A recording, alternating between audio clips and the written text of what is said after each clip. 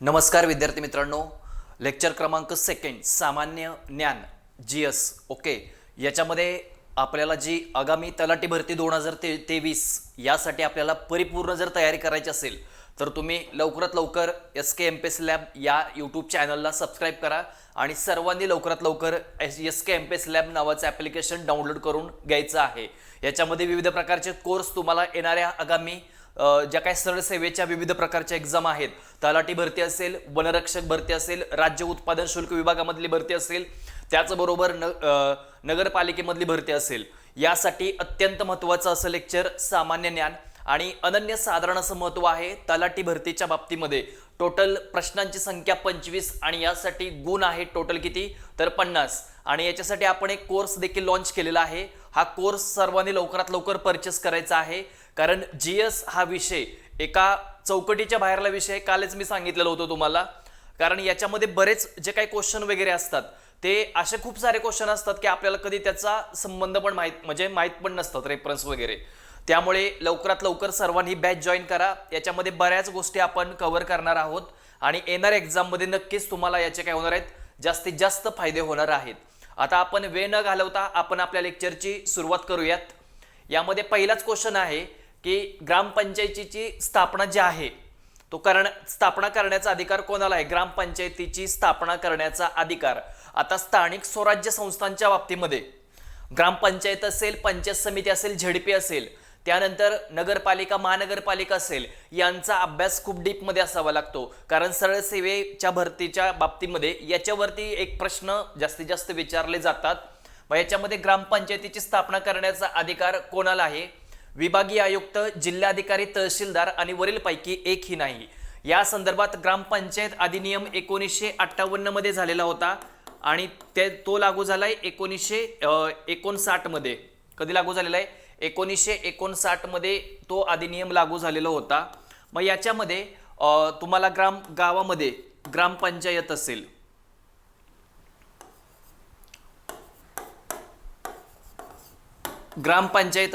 ग्रामपंचायतीमध्ये सदस्य संख्या ही 7 ते किती असते? 7 ते 17 एवढी सदस्य संख्या असते. आता पूर्वी काय केलं जायचं की सरपंच जो आहे तो सदस्यामधूनच निवडला जायचा. त्यानंतर काय झालं, महाविकास आघाडी सरकारच्या कालावधीमध्ये सरपंच हा सदस्यामधूनच होता. पण 2014 पासून जे सरकार होतं, लक्षात ठेवायचं आहे, त्यांनी काय केलं होतं की सरपंचांची निवड जी आहे ती थेट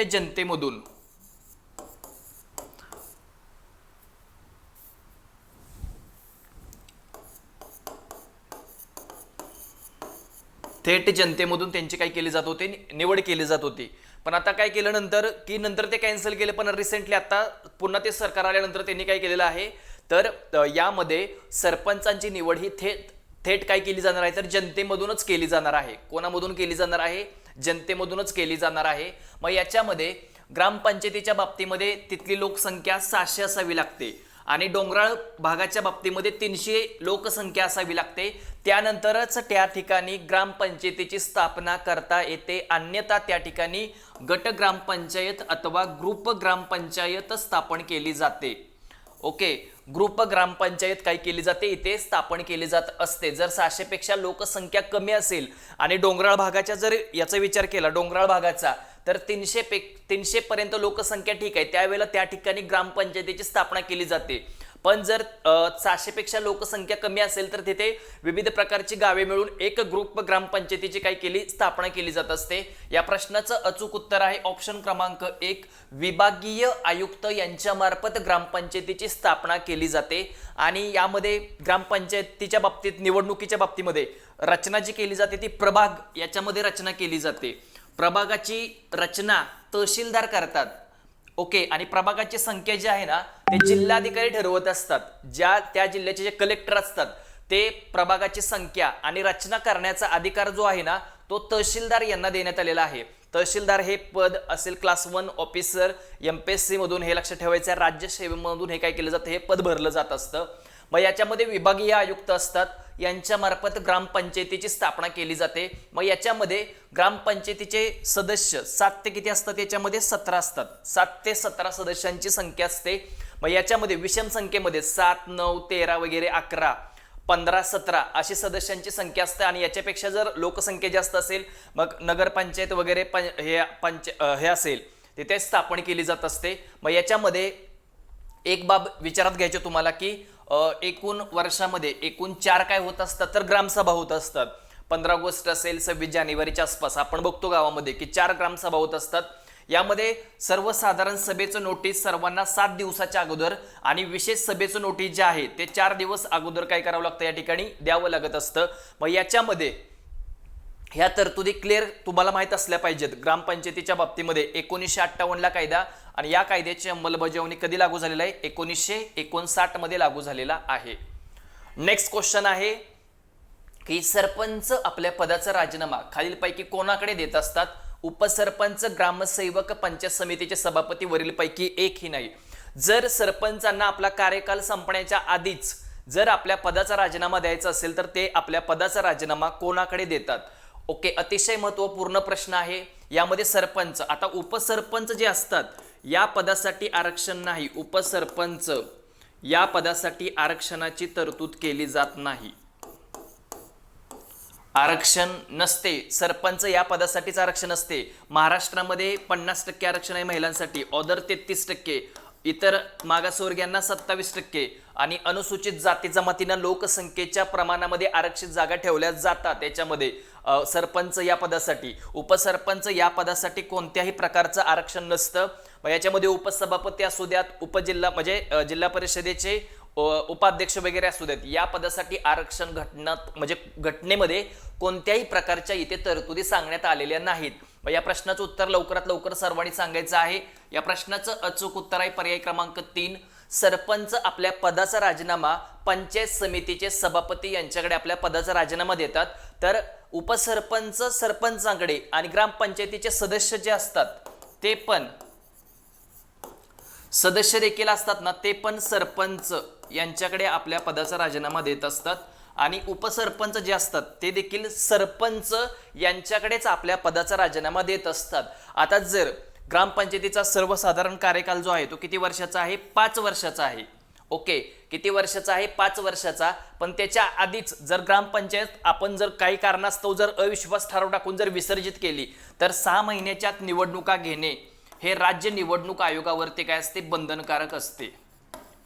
राज्य निवडणूक आयोग यांच्यावरती बंधनकारक केलेलं आहे. राज्य निवडणूक आयोग महाराष्ट्र 1994 मध्ये काय झाले त्याची स्थापना झालेली आहे. एप्रिल 1994 मध्ये राज्य निवडणूक आयोगाची स्थापना करण्यात आलेली आहे कार्यकाल संपण्याच्या आधीच. यामध्ये जर विसर्जित कार्यकाल 6 महिन्यापेक्षा कमी असेल तर निवडणुका घेतल्या जात नाहीत आणि उर्वरित कालावधी जर 6 महिन्यापेक्षा जास्त असेल तरच निवडणुका घेतल्या जातात, अन्यथा निवडणुका घेतल्या जात नाहीत. ओके, आणि उर्वरित कालावधीसाठी मग निवडून नव्याने आलेली ग्रामपंचायत उर्वरित कालावधीसाठीच काम करते, पूर्णतः 5 वर्षासाठी ती काम करत नाही. हे देखील आपल्याला क्लिअर माहित असलं पाहिजे. सरपंच, ग्रामसेवक, आता ग्रामसेवक हे ग्रामपंचायतीचे सचिव असतात आणि यांची नेमणूक ही जी आहे ही एका एक्झामद्वारे लक्षात ठेवायचं केली जाते. मग जिल्हा निवड मंडळ वगैरे यांच्या मार्फत एक्झाम घेऊन कंडक्ट करून त्यांची नेमणूक केली जाते. ग्रामसेवक हे ग्राम सभेचे म्हणजेच ग्रामपंचायतीचे सचिव असतात. विविध प्रकारचे जे जन्म, मृत्यू नोंदणी वगैरे सर्व तयार करण्याची जबाबदारी पूर्णतः कोणावर असते ग्रामसेवक या प्रशासकीय अधिकारी यांच्यावरती असते. हे क्लास 3चं पद आहे.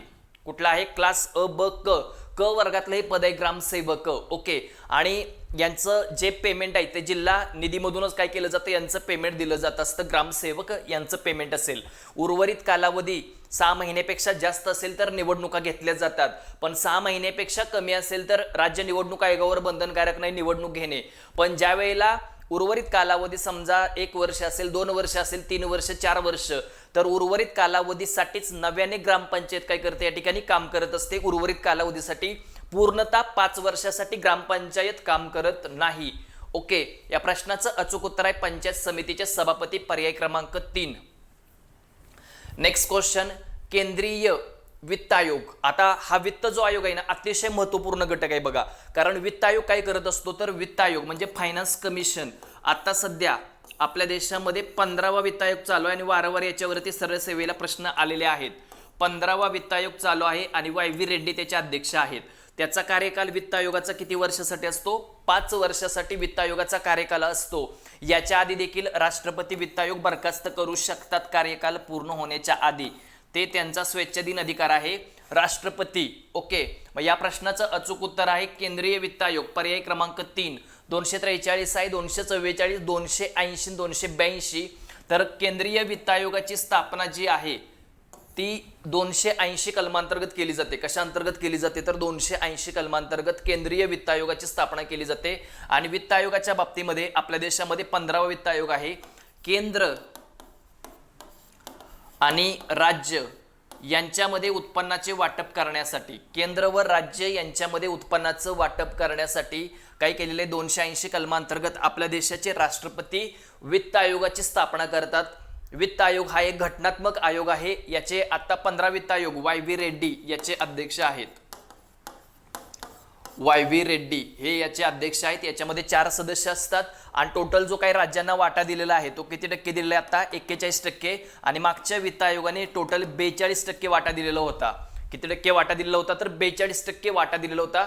या प्रश्नाचं अचूक उत्तर आहे पर्याय क्रमांक 3. 280 कलमांतर्गत वित्त आयोगाची स्थापना केली जाते. पुढे आहे पॉलिटी मधला हा क्वेश्चन आहे. अतिशय महत्वपूर्ण हा क्वेश्चन आहे बघा. याच्यामध्ये काय सांगितलेलं आहे की राज्यामधील मंत्र्यांची नियुक्ती राज्यपाल यांच्या मार्फत केली जाते. पण ते कोणाच्या सल्ल्याने करत असतात? कोणाचा सल्ला घेतात? कारण इथं काही राज्यपालांचा तो काय स्वेच्छाधीन अधिकार नाही. ओके, स्वविवेकाधिकार नाही तो त्यांचा. कोणाचा? राज्यपाल यांचा. राज्यपाल यांचा तो स्वविवेकाधिकार नाही. कारण राज्यपाल हे जे आहेत ते मुख्यमंत्री यांच्या सल्ल्याने मंत्र्यांची नेमणूक करत असतात. मुख्यमंत्री यांच्या सल्ल्याने काय करत असतात? मंत्र्यांची नेमणूक करत असतात. ऑप्शन क्रमांक 4 हे या प्रश्नाचं अचूक उत्तर आहे. राज्यपालांच्या बाबतीमध्ये राज्यपालांची नेमणूक जी आहे ती राष्ट्रपती करतात. कोण करतात? राष्ट्रपती करत असतात. आता प्रत्यक्ष किंवा अप्रत्यक्ष कोणत्याही प्रकारची त्यांची निवडणूक घेतली जात नाही. पण बहुमत प्राप्त नेत्याला किंवा बहुमत प्राप्त नसलं तरी पण एखाद्या व्यक्तीला मुख्यमंत्री पदाची शपथ दिली जाऊ शकते आणि 1 महिन्याच्या आत बहुमत सिद्ध करायला सांगितलं जाऊ शकतं. कशामध्ये? तर विधानसभेमध्ये. विधानसभा या सभागृहामध्ये बहुमत सिद्ध करायला त्यांना सांगितलं जात असतं. या प्रश्नाचं अचूक उत्तर आहे पर्याय क्रमांक 4 विधानसभा. आणि विधान परिषद, महाराष्ट्राच्या विधानसभेमध्ये 288 जागा आहेत. तर विधान परिषदेमध्ये 78 एवढ्या जागा आहेत. मग हे राज्यपाल यांची नेमणूक राष्ट्रपती करतात. राष्ट्रपतींच्या निवडणुकीमध्ये कोण कोण सहभागी होतं हे आधीच्या लेक्चरमध्ये आपण व्यवस्थितरित्या बघितलेलं होतं. ते सर्वांनी व्यवस्थित बघून घ्यायचं आहे. पहिलं लेक्चर विधानसभेचे निर्वाचित सदस्य, विधान परिषद पूर्णतः सहभागी होत नाही. त्यानंतर संसद, लोकसभा आणि राज्यसभेचे निर्वाचित सदस्य, राष्ट्रपतींच्या निवडणुकीमध्ये यांचा काय होत असतो? सहभाग होत असतो. या प्रश्नाचं अचूक उत्तर आहे ऑप्शन क्रमांक 4. हे वारंवार मी सांगतोय पर्याय क्रमांक 4. ओके, मंत्र्यांची नियुक्ती राज्यपाल खालीलपैकी कोणाच्या सल्ल्याने करतात? तर मुख्यमंत्री यांच्या सल्ल्याने. म्हणजे मुख्यमंत्री जी व्यक्ती सांगतील, म्हणजे ज्या व्यक्तीचं नाव सुचवतील त्यांना शपथ देणे हे राज्यपालांवरती बंधनकारक असते. कोणावरती बंधनकारक आहे? तर राज्यपाल यांच्यावरती बंधनकारक केलेलं आहे. ज्या व्यक्तीचं नाव सांगितले त्या व्यक्तीला शपथ देणे. पुढे प्रार्थना समाज, अतिशय महत्वाचा इतिहासामधला प्रश्न आहे, लक्षात ठेवायचा आहे. प्रार्थना समाजाची स्थापना म्हणजे प्रार्थना समाज असेल, आर्य समाज असेल, त्याच्यानंतर ब्राह्मो समाज असेल, सत्यशोधक समाज असेल, या समाजाचे संस्थापक आणि या समाजाची स्थापना म्हणजे कोणत्या साली झालेली आहे हे तुम्हाला माहित असलं पाहिजे. प्रार्थना समाज हा जो आहे तो अतिशय महत्वाचा समाज आहे. याची स्थापना 3 तरखडकर बंधू जे होते, लक्षात ठेवायचं आहे. भास्कर पांडुरंग तरखडकर असतील, त्याच्यानंतर याच्यामध्ये बऱ्याच व्यक्ती होत्या.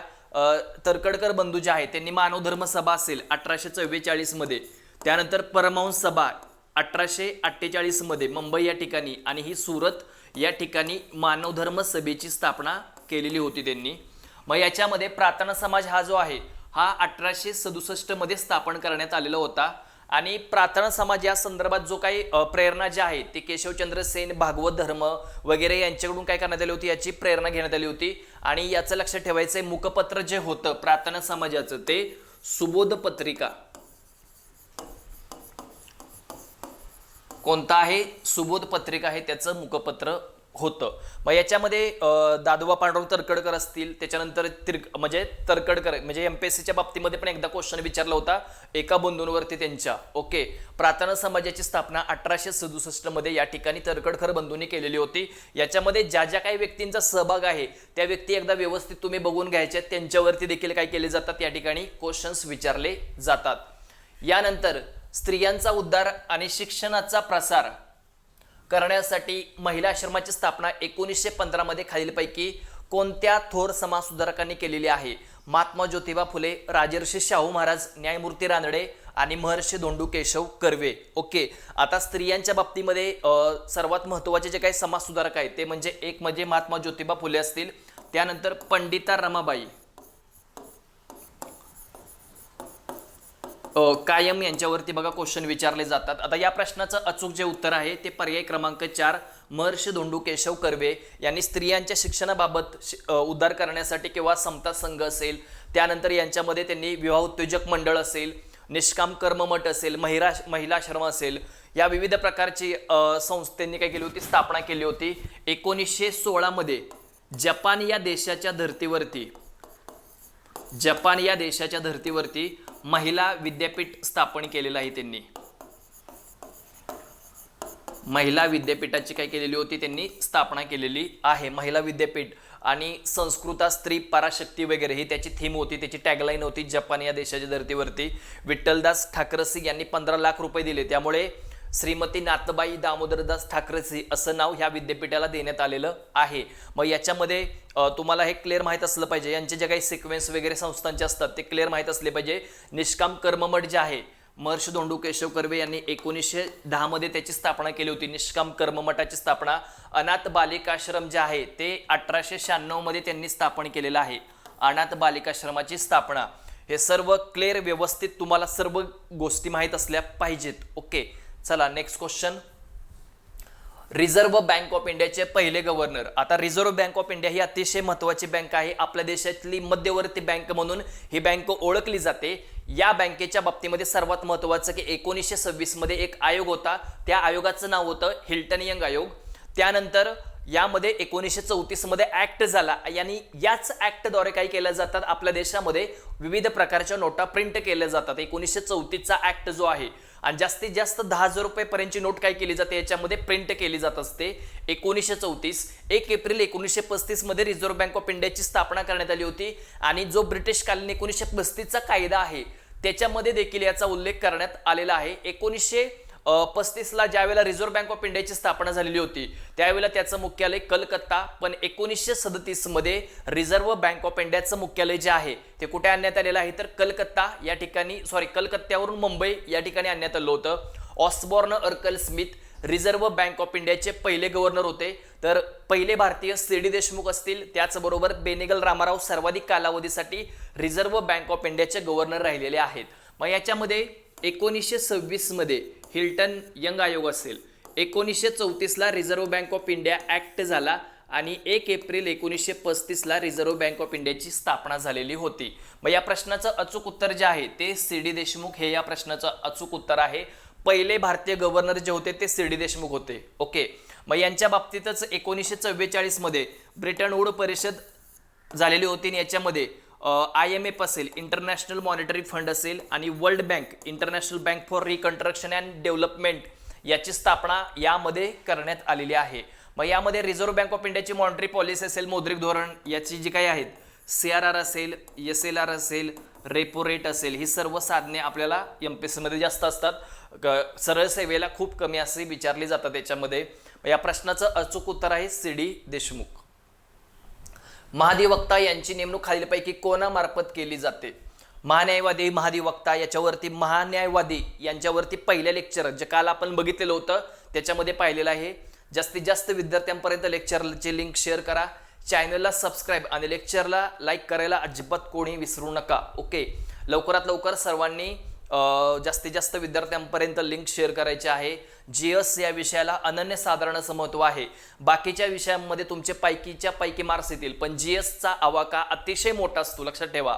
कशाही टाईपमध्ये प्रश्न विचारले जाऊ शकतात, त्यामुळे जास्तीत जास्त प्रॅक्टिस आपल्याला इथं करायचं आहे रोज संध्याकाळी 9 वाजता. ओके, महाधिवक्ता यांची नेमणूक. आता भारतीय घटनेमध्ये 165 कलमांतर्गत महाधिवक्ता यांची नेमणूक केली जाते आणि ही नेमणूक जी आहे ती राज्याचे राज्यपाल करतात. कोण करतात? राज्यपाल. पर्याय क्रमांक 3 हे या प्रश्नाचं अचूक उत्तर आहे. राज्यपाल यांच्या मार्फत केली जात असते. ते राज्य सरकारचे काय असतात? Highest law officer. Highest law officer म्हणून ते कोणाचे ओळखले जातात? तर राज्य सरकारचे ते हायेस्ट लॉ ऑफिसर म्हणून ओळखले जात असतात. ओके, राज्यपाल यांच्या मार्फत त्यांची नेमणूक केली जात असते आणि याच्यामध्ये यांची पात्रता जी आहे महाधिवक्ता यांची पात्रता 165 कलम लक्षात ठेवा. यामध्ये पात्रता नमूद करण्यात आलेली नाही. नेमणुकीची पद्धत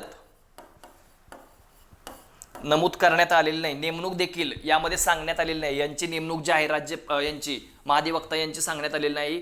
10 वर्ष न्यायिक पदावर अथवा 10 वर्ष वकिली केल्याचा अनुभव. त्याचबरोबर हे सरकारी सेवक या गटामध्ये ते येत नाहीत. त्याचबरोबर ते खाजगी वकिली करू शकतात का? तर ते खाजगी वकिली देखील करू शकतात. त्यांना त्याच्यापासून प्रतिबंधित करण्यात आलेलं नाही. खाजगी वकिलीपासून ते राज्य सरकारच्या राज्यातील प्रत्येक न्यायालयामध्ये त्यांना उपस्थित राहून म्हणजे राज्य सरकारची बाजू मांडण्याचा काय असतो? अधिकार त्यांना देण्यात आलेला आहे. हे विधिमंडळ समितीमध्ये सदस्य होऊ शकतात, बोलू शकतात, मत मांडू शकतात, पण त्यांना मतदान करण्याचा अधिकार देण्यात आलेला नाही. मतदान करण्याचा अधिकार महाधिवक्ता यांना देण्यात आलेला नाही. 165 कलम लक्षात ठेवा. नेमणूक जी आहे ती राज्यपाल यांच्या मार्फत केली जाते.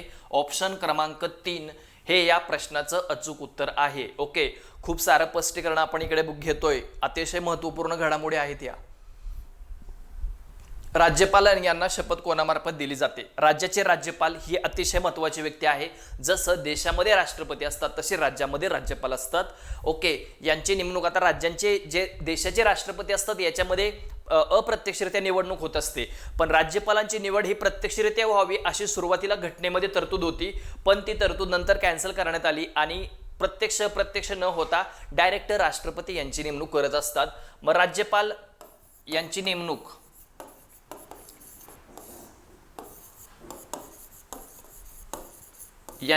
कोण करतात? तर आपल्या देशाचे राष्ट्रपती करतात आणि हे जे पद आहे ते राष्ट्रपती यांच्या मर्जीतलं पद आहे.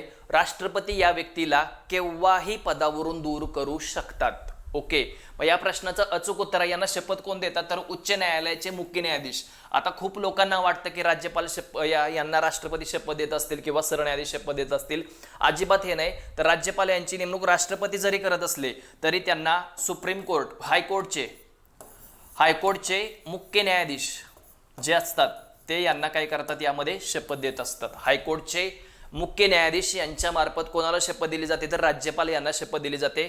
यांचे वय 35 वर्ष पूर्ण असावे. ती व्यक्ती त्या राज्यातील राजकारणापासून अलिप्त, त्या राज्यामधली व्यक्ती नसावी. पण बऱ्यापैकी अशा तरतुदी काही वेळेला पाळल्या जात नाहीत, कारण ह्या घटनात्मक नाहीत म्हणून पाळल्या जात नसतील. ओके, राज्यपालांची नेमणूक राष्ट्रपती यांची मार्फत केली जाते. तर राष्ट्रपतींची नेमणूक ही एका निर्वाचक गणामार्फत म्हणजेच लोकसभा, राज्यसभा आणि विधानसभेचे निर्वाचित सदस्य यांच्या मार्फत राष्ट्रपतींची नेमणूक केली जात असते. उच्च न्यायालयाच्या मुख्य न्यायाधीशांची नेमणूक राष्ट्रपती करतात. सरन्यायाधीशांची नेमणूक राष्ट्रपती करतात आणि राष्ट्रपतींना शपथ देतात कोण? मात्र सरन्यायाधीश. आणि सरन्यायाधीशांना शपथ कोण देतात? तर राष्ट्रपती देत असतात. मग याच्यामध्ये राज्यपाल, आता राज्यपालांच्या बाबतीमध्ये त्यांची शर्ती ती कुठल्याही लाभाचं पद धारण करून केलेलं नसावं. 161 मध्ये राज्यपालांना श्रमदानाचे अधिकार देण्यात आले आहेत आणि राष्ट्रपती आणि राज्यपालांच्या बाबतीमध्ये स्वेच्छाधीन अधिकार हे सर्वाधिक राज्यपाल यांना देण्यात आले आहेत. कुणाला देण्यात आले आहेत? तर राज्यपाल यांना सर्वाधिक स्वेच्छाधीन अधिकार याच्यामध्ये देण्यात आलेले आहेत. शपथ कोण देतं वगैरे घटनेतलं अतिशय महत्वाचं पद आहे राज्यपाल, लक्षात ठेवा. याच्यामध्ये त्यांची कामे जी असतात म्हणजे यांची फायनान्शियल पॉवर असेल, त्यानंतर एक्झिक्युटिव्ह पॉवर असेल, लेजिस्लेटिव्ह पॉवर असेल, ह्या सर्व पॉवर्स राज्यपालांच्या राष्ट्रपतींच्या तुम्हाला एकदम करेक्ट माहीत असल्या पाहिजेत. आर्य महिला समाजाची स्थापना खालीलपैकी कोणत्या महिला समाजसुधारकांनी केलेली आहे? अतिशय महत्त्वाचा प्रश्न आहे बघा. कारण याच्यामध्ये महिला समाजसुधारकांच्या बाबतीत मी मागील प्रश्नामध्ये सांगितलेले तुम्हाला की आर्य महिला समाजाची स्थापना 1882 मध्ये असेल, शारदा सदन 1889 मध्ये असेल आणि शारदा सदनच्या बाबतीमध्ये शारदा गद्रे वगैरे इथल्या ज्या पहिल्या विद्यार्थिनी होत्या हे देखील तुम्हाला याच्यामध्ये माहीत असलं पाहिजे. या प्रश्नाचं अचूक उत्तर आहे पंडिता रमाबाई यांनी 1882 मध्ये आर्य महिला समाजाची स्थापना, याच्यामध्ये मोडक असतील भांडारकर वगैरे या व्यक्तींनी देखील यांना आर्य महिला समाजाची स्थापना करण्यासाठी सहकार्य केलेलं होतं. ताराबाई शिंदे यांच्या बाबतीमध्ये स्त्री पुरुष तुलना हा जो ग्रंथ आहे हा कायम विचारला जातो बघा, 1882 मध्ये त्यांनी लिहिलेला आहे हा. ओके, हा ग्रंथ लिहिलेला आहे. त्यानंतर 1858 मध्ये यांचा जन्म झालेला होता पंडिता रमाबाई यांचा. यांनी बातमी सदन, सदानंद सदन वगैरे विविध प्रकारचे ज्यांनी काय केलं होतं स्थापन केलेले ह्या घटक म्हणजे हा आहेत. याच्यामध्ये सर्वात महत्त्वाचं म्हणजे महिला समाजसुधारकाच्या बाबतीमध्ये सावित्रीबाई फुले असतील, त्यानंतर ताराबाई शिंदे असतील, लक्ष्मीबाई टिळक वगैरे ह्या सर्वांच्या बाबतीमध्ये तुम्हाला व्यवस्थित अभ्यास करायचा आहे. बातमी सदन, सदानंद सदन असेल, त्यानंतर प्रीती सदन असेल, अशा विविध प्रकारच्या ज्या संस्था आहेत त्या पंडिता रमाबाई यांनी स्थापन केलेल्या होत्या. त्यानंतर त्यांनी विविध प्रकारच्या म्हणजे विविध देशांची भ्रमंती देखील केलेली होती. तिथे विविध प्रकारचे त्यांनी सामाजिक कार्य देखील केलेलं आहे. संविधान सभेची पहिली बैठक, ओके, संविधान सभेची पहिली बैठक जी आहे ती खालीलपैकी कोणत्या वर्षी भरली होती? आपल्या भारतीय घटनेची जी काही सुरुवात आहे ती तुम्हाला माहीत असली पाहिजे, कारण याच्यामध्ये 1922 मध्ये महात्मा गांधीजींनी संविधान सभेचा उल्लेख न करता संविधान सभेची मागणी केलेली होती आणि 1934 मध्ये मानवेंद्र रॉय यांनी मागणी केली होती संविधान सभेचा उल्लेख करता म्हणजे केलेली होती. 1840 मध्ये मुख्यतः मागणी आणि 1940 मध्ये पूर्णतः मुख्यतः मागणी आणि 1942 मध्ये पूर्णतः मागणी संविधान सभेची याच्यामध्ये करण्यात आलेली होती. यानंतर संविधान सभेची बैठक 9 डिसेंबर 1946 मध्ये 9 डिसेंबर 1946 मध्ये संविधान सभेची पहिली बैठक झाली होती आणि या पहिल्या बैठकीचे अध्यक्ष डॉक्टर सच्चिदानंद सिन्हा हे होते. कोणत्या घटनेचं अनुकरण करून? तर फ्रान्स या देशाच्या घटनेचं अनुकरण करून डॉक्टर सच्चिदानंद सिन्हा यांना अध्यक्ष बनवलेलं होतं याच्यामध्ये. आणि त्यानंतर 11 डिसेंबर 1946 मध्ये कायमस्वरूपी अध्यक्ष कोण झाले? तर या ठिकाणी डॉक्टर राजेंद्र प्रसाद हे कायमस्वरूपी या ठिकाणी अध्यक्ष झालेले होते. कोण झाले होते? डॉक्टर राजेंद्र प्रसाद हे कायमस्वरूपी ते अध्यक्ष झालेले होते. मग याच्यामध्ये 13 डिसेंबर 1946 मध्ये उद्देशिका जी आहे ती मांडली होती पंडित जवाहर नेहरू यांनी मांडलेली होती आणि याची अंमलबजावणी 22 जानेवारी 1947 मध्ये झालेली होती. कधी झाली होती? 22 जानेवारी 1947 मध्ये झालेली होती. मग याच्यामध्ये मसुदा समिती असेल डॉक्टर बाबासाहेब आंबेडकर यांच्या अध्यक्षतेखाली 1947 मध्ये 29 ऑगस्ट 1947 मध्ये स्थापना करण्यात आली होती. संविधान सभेच्या बाबतीमध्ये वैशिष्ट्य माहिती असली पाहिजेत. मूलभूत हक्क आपण अमेरिकेची घटना असेल, त्यानंतर राज्य धोरणाचे मार्गदर्शक तत्त्वे आयर्लंडची घटना असेल, कर्तव्य रशियाची घटना असेल, त्यानंतर एकेरी नागरिकत्व जे असेल ते ब्रिटनची घटना असेल, संसदीय शासन प्रणाली ब्रिटनची घटना असेल, ह्या तरतुदी आपण घेतलेल्या होत्या. त्याचबरोबर राज्यपालाच्या निवडणुकीच्या बाबतीमध्ये कॅनडा असेल आणि पद 1935चा कायदा, ह्या विविध प्रकारच्या तरतुदी आपण विविध देशाच्या घटनेकडून घेतलेल्या आहेत. त्यामुळे हे देखील तुम्हाला याच्यामध्ये माहीत असलं पाहिजे. मग याच्यामध्ये राष्ट्रकुलची मेंबरशिप असेल, राष्ट्रध्वज राष्ट्रगीत आपण स्वीकारलेलं होतं याच्यामध्ये. त्याचबरोबर 2 वर्ष 11 महिने 18 दिवस आपलं संविधान तयार करण्यासाठी मसुदा समितीने 114 दिवस आणि 166 दिवस संविधान सभेने कामकाज पाहिलेलं आहे. 166 दिवस. ओके, हे सर्व लक्षात ठेवायचे. सरळ सेवेच्या दृष्टिकोनातून अतिशय महत्त्वाचे की पॉईंट बेसवरती तुम्हाला लेक्चर असं जीएस अख्ख्या महाराष्ट्रामध्ये तुम्हाला कुठेही समजणार नाही. एवढ्या डीपमध्ये प्रत्येक टू द पॉईंट तुम्हाला प्रत्येक व्यवस्थित पॉईंट बी सांगतोय की तुम्हाला कशा टाईपमध्ये हे सर्व लक्षात ठेवायचं आहे. ओके, मग याच्यामध्ये सर्व प्रकारच्या ज्या काही समिती होत्या त्याचे अध्यक्ष कोण होते हे देखील तुम्हाला काय असले पाहिजे त्याच्यामध्ये माहीत असले पाहिजेत. मग याच्यामध्ये आपण मगाशी बघितलं की फंडामेंटल राईट्स मूलभूत हक्क USA अमेरिकेच्या घटनेकडून आपण घेतलेलं होतं. त्यानंतर याच्यामध्ये राष्ट्रपती यांना उपराष्ट्रपतीचं पद असेल किंवा सर्वोच्च न्यायालयाचे न्यायाधीश म्हणजे उच्च न्यायालयाचे न्यायाधीश यांना पदावर दूर करण्याची पद्धत देखील आपण USA अमेरिका या देशाच्या घटनेकडूनच आपण ह्या बाबी घेतलेल्या होत्या. मग याच्यामध्ये घटना दुरुस्तीची पद्धत साऊथ आफ्रिकेची घटना असेल, घटना दुरुस्तीची पद्धत असेल. त्याचबरोबर आपण यामध्ये सरनामा जो आहे आपल्या भारतीय घटनेचा तो देखील USA अमेरिकेची घटना.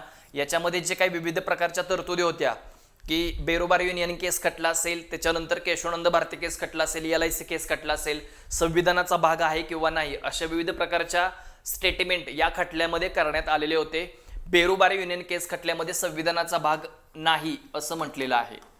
ओके, आहे कोणी कोणी म्हटलंय तर LIC आणि केशवानंद भारती केस खटला यांनी आहे अविभाज्य भाग आहे असं LIC केस खटल्यामध्ये सांगण्यात आलेलं होते. यानंतर 12वी पंचवार्षिक योजनेचा कार्यकाल आपल्याला सांगायचा आहे.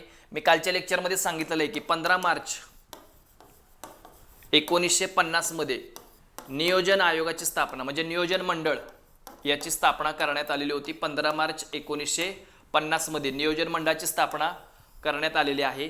नियोजन मंडळ हे असंवैधानिक आहे कारण याची तरतूद घटनेमध्ये पण नाही आणि या संदर्भात कोणता कायदा पण नाही. अतिशय महत्त्वाचा आहे, सरळ सेवेला हा प्रश्न आलेला आहे, लक्षात ठेवा.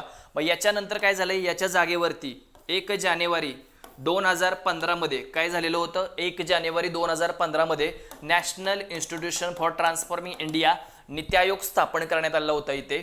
आणि या प्रश्नाचं अचूक उत्तर आहे 2012 ते 2017. पण 2015 नंतर आपल्याला काय केलंय, सस्टेनेबल डेव्हलपमेंट गोल्स जे टोटल आहेत 17 या बेसवरती 2030 पर्यंत हे वर्ष काय केलेलं आहे, टार्गेट याच्यामध्ये करण्यात आलेलं आहे. योजनांचे कार्यकाल 51 ते 56. पहिल्या योजनेचा कार्यकाल, पहिल्या योजनेमध्ये सर्वाधिक जो भर आहे तो कृषी क्षेत्रावर देण्यात आला होता 1956 ते 1961. दुसऱ्या योजनेचा कार्यकाल आहे 1961 ते 66. तिसऱ्या योजनेचा कार्यकाल 1966 ते 69. योजनेला सुट्टी होती 1969 ते 74 पुढची योजना होती. अशा कंटिन्यू योजना नंतर आपल्या देशामध्ये तयार करण्यात आलेल्या आहेत. मग याच्यामध्ये राष्ट्रीय विकास परिषद जी आहे ती ऑगस्ट 1952 मध्ये स्थापन करण्यात आली होती. राष्ट्रीय विकास परिषदेची स्थापना ऑगस्ट 1952 मध्ये करण्यात आली होती. पंचवार्षिक योजनांच्या आराखड्याला मंजुरी देणे. पण असा प्रश्न विचारलाय सरळ सेवेला की पंचवार्षिक योजनेला अंतिम मंजुरी देण्याचं काम आपल्या देशाची पार्लमेंट म्हणजेच कोण करते, तर संसद करत असते. कोण करत असते, तर संसद करत असते. आणि आजच्या लेक्चर मधला शेवटचा प्रश्न आहे राष्ट्रीय आणीबाणी जे आहे, राष्ट्रीय आणीबाणी, राज्य आणीबाणी. आणीबाणीचे एकूण 3 प्रकार पडतात. एक आहे राष्ट्रीय आणीबाणी,